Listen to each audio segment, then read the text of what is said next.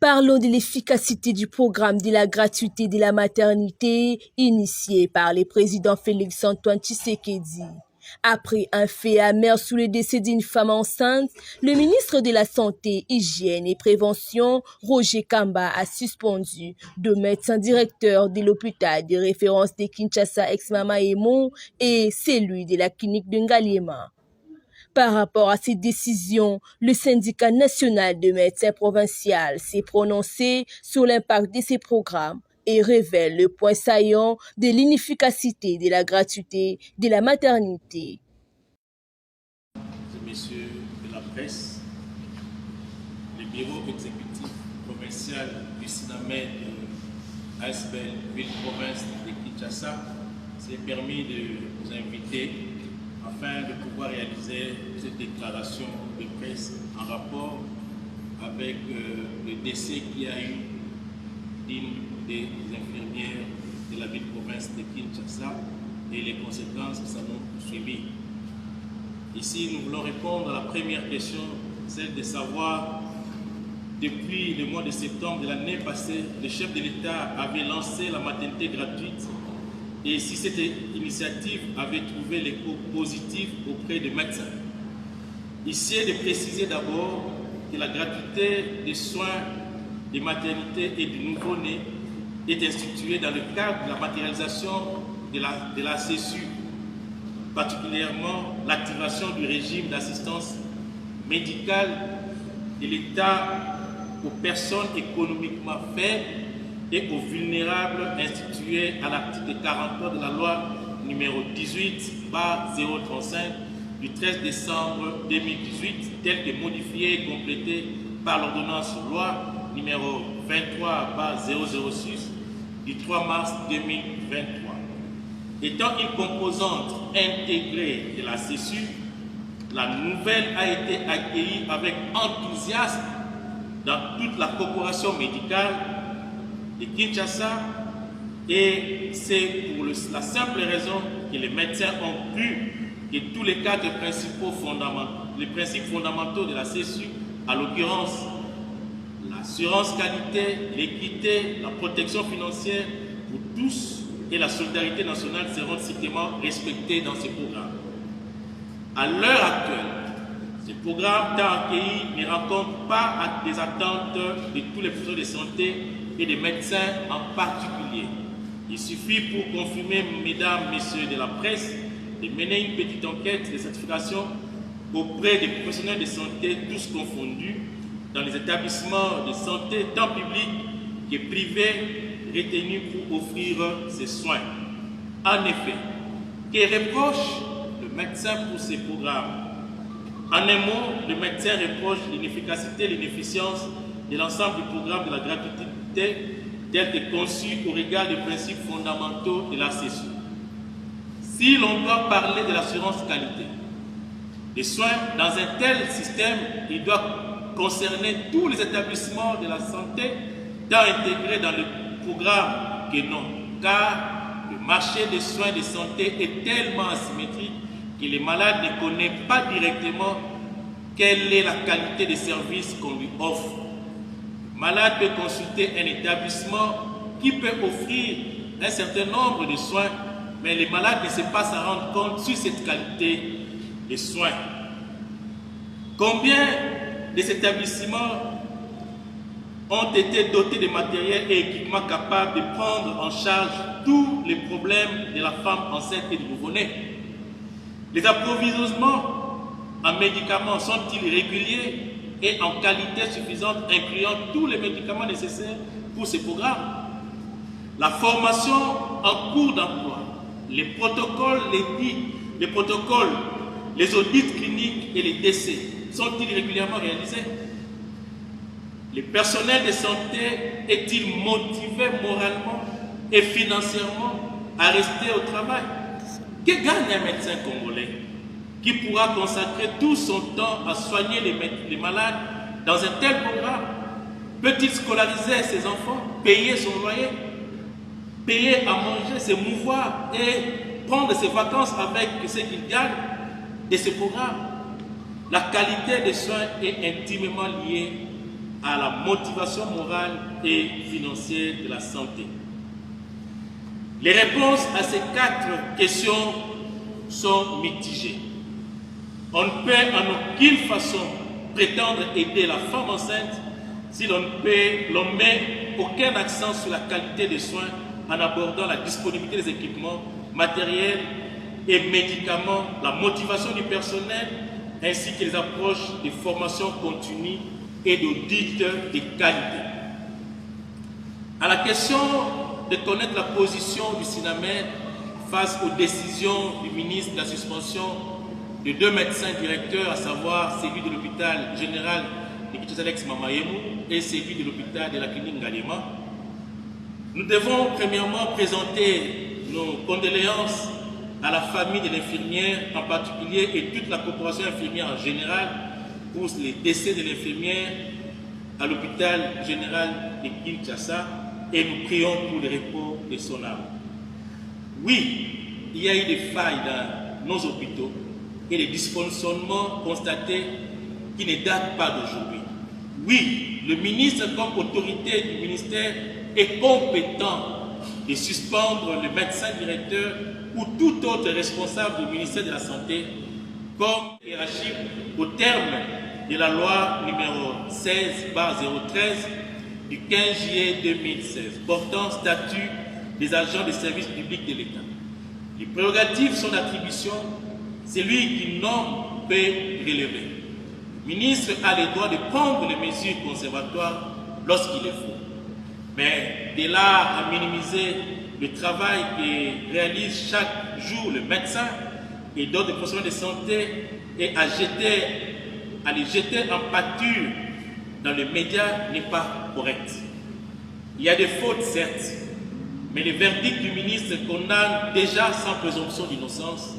La position du SINAMED est claire, sanctionner les coupables et disculper les innocents. Cependant, le SINAMED ASP de Kinshasa n'a pas une position particulière. Ce n'est de constater qu'après la suspension du médecin par le ministre de tutelle, il s'est permis d'étaler sur la place publique les failles constatées, ce qui affecte la corporation médicale et les professionnels de santé dans l'ensemble.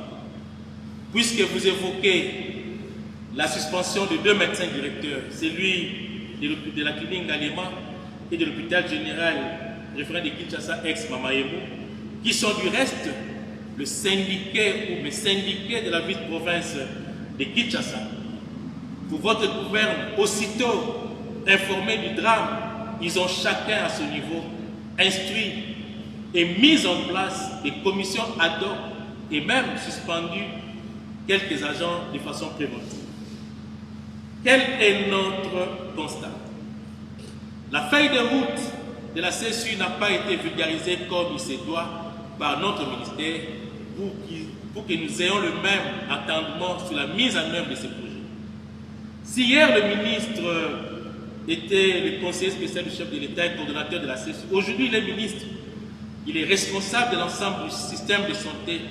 Pourquoi ne vulgarise pas cette politique comme il se doit alors qu'il entre les mains toutes les manettes du pouvoir?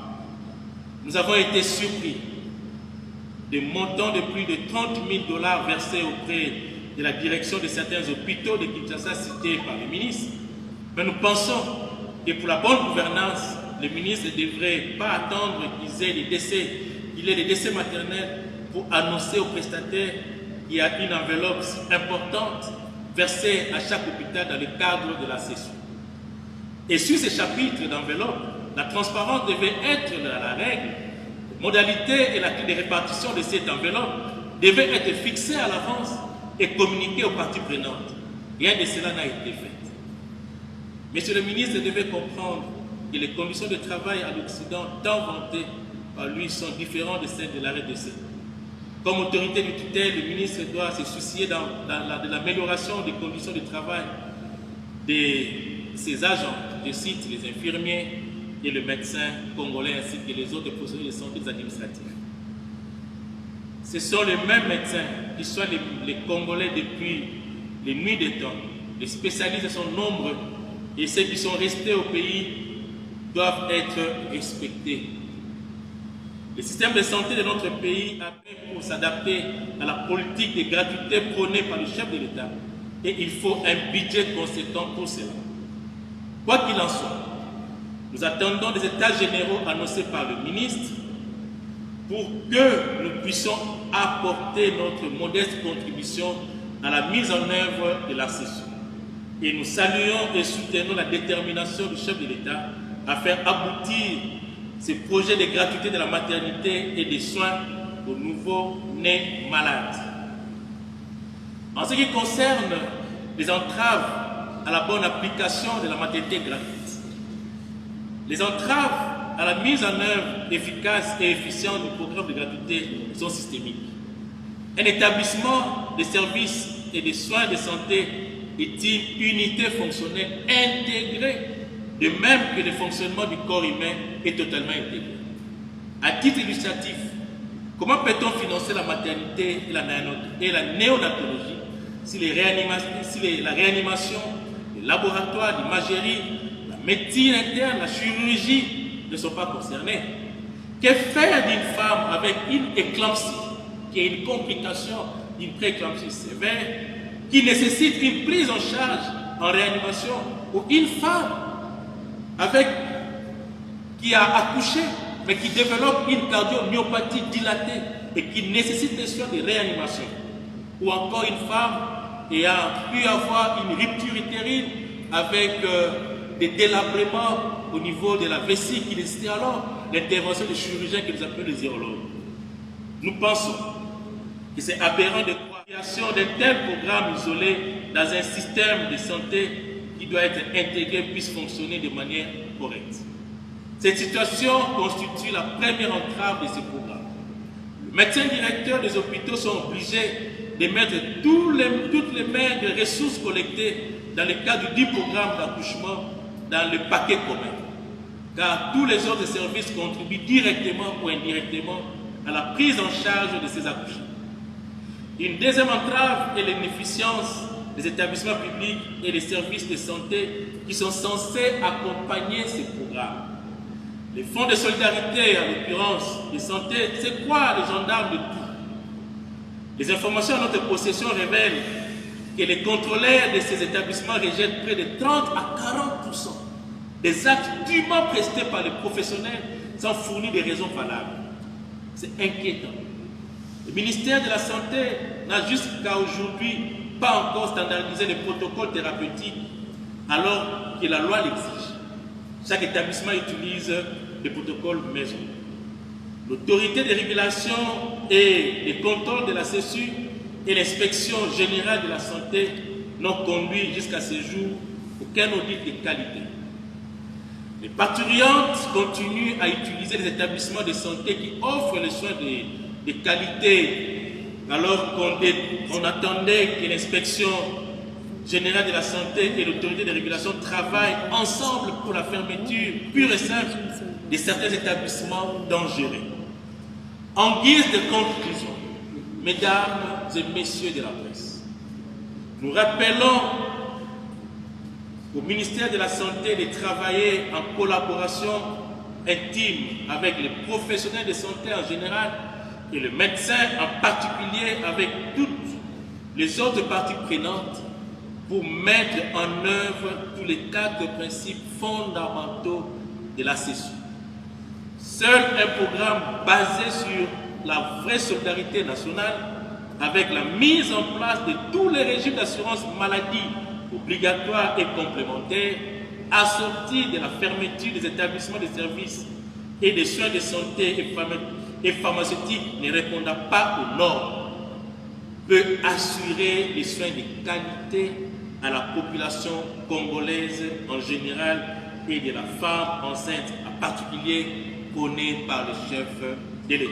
Par ailleurs, le SINAMED reste ouvert à travailler avec le ministre de la Santé, de par son expérience, en vue de faire avancer la mise en œuvre effective de la CESU, qui ne peut en aucune façon être assimilée à la seule gratuité des soins de la femme enceinte et du nouveau-né, J'ai dit et je vous remercie.